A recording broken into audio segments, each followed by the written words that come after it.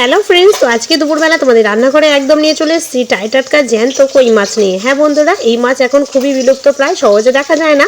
তো এই মাছের আজকের একদম কলা দিয়ে ঝোল করব, কারণ এখন গরমের সময় আমার মেয়েটার হালকা একটু পেটটা গরম হয়েছে, তাই ভাবলাম তোমাদের সঙ্গেও রান্নাটা একটু শেয়ার করে নিই।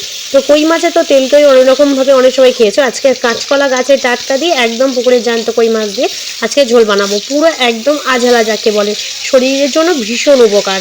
তো চলো মাছগুলো আগে নুন হলুদ মাখিয়ে আমি ভালো করে কেটে ধুয়ে এগুলোকে ভেজে নিচ্ছি। কিন্তু জ্যান্ত মাছ বলে একদম দেখো হালকা কীভাবে এগুলোকে বেঁকে বেঁকে যাচ্ছে। তো এই মাছগুলো এইভাবে ওলট পালট করে আমি ভালো করে আগে ভেজে নেব।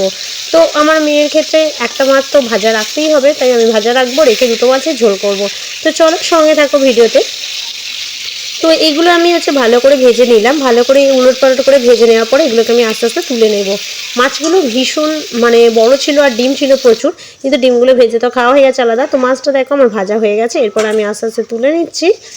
এইভাবে মাছগুলোকে তুলে নেবে। আর যখন এই আঝালা ঝোল করবে তখন এই পেঁপে কলার সঙ্গে যদি পেঁপে দিতে পারো কাঁচা, আরও ভালো লাগে। তো পেঁয়াজ ভেজে আমি আলু আর কেটে রাখা কলাগুলো দেখো লম্বা লম্বা করে রেখেছি, সেগুলো আমি একটুখানি দিয়ে দিলাম, দিয়ে ভালো করে তেলের উপর নাড়াচাড়া কালো হালকা করে ভেজে নেবো, কারণ এটা কোনো স্পাইসি তরকারি হচ্ছে না। আমি এতে কাঁচা লঙ্কাটাও ছিটে দেবো না, একটা দেবো ছোট্ট মতো গোটা, কারণ যেহেতু আমার পুচকি মেয়েটা খাবে সেই জন্য। এই ঝোলটা আমার ভীষণ ভালো লাগে খেতে, আমাদের বাড়ির সবাই পছন্দ করে।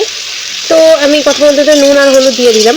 আর মনে রাখবে যখন কাঁচকলা কাটবে জলেতে হালকা একটু হলুদ গুঁড়ো দিয়ে দেবে, তাহলে কাঁচকলার অনেক সময় তরকারি কালো হয়ে যায়, কিন্তু আমার তরকারি একদমই কালো হবে না, হলুদ হবে, দেখতেও খুব ভালো লাগবে, খেতেও তো অসাধারণ লাগবে। তো কলাগুলো দেখো সাইজগুলো একদম বড় বড় করে কেটেছি, যাতে খেতে খাওয়ার সময় একটু কেটে কেটে খাওয়া যায়, খুব ভালো লাগে খেতে। কথা বলতে বলতে জল আমার দেখো ভালোভাবে কষানো হয়ে গেছে, একটা কাঁচা লঙ্কা দিয়ে দিচ্ছি, দিয়ে আবার ভালো করে নিয়ে ছেড়ে আমি ফাইনালি জল দেবো।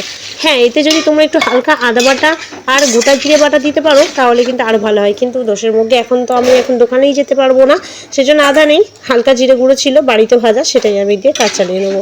তো দুটো মাছ দেখো প্রথমত দিয়ে দিলাম, দিয়ে এরপর আমি ভালো করে একটু বেশি করে জল দিয়ে দেবো, দিয়ে একটু বেশি জিরে গুঁড়োটা দিয়ে দেবো, জিরে গুঁড়ো দিলে টেস্ট হয়, কাঁচা জিরে আর আদা বাটা দিলে আরও টেস্ট হবে। তো বন্ধুরা আমার দেওয়া হয়ে গেল, এরপর ভালো করে ফুটে গেলে আমি আমার ছোটো পুচকি মেয়ের জন্য নামিয়ে নেবো, আর আমাদের দুপুরে আইয়ে খাওয়া দাওয়া এটা দিয়েই হয়ে যাবে। তো তোমরা কে কে কই মাছ খেয়েছো, কে কে কই মাছ খেতে ভালোবাসো অবশ্যই কমেন্ট বক্সে জানাতে ভুলবে না কিন্তু। তো দেখতে দেখতে তোমাদের সঙ্গে কথা বলতে আমার তরকারি অলরেডি কমপ্লিট হয়ে এসেছে, এরপর আমি এটাকে নামিয়ে নেবো। তো চলো বন্ধুরা, টাটা, আবার দেখবো অন্য ভিডিওয়।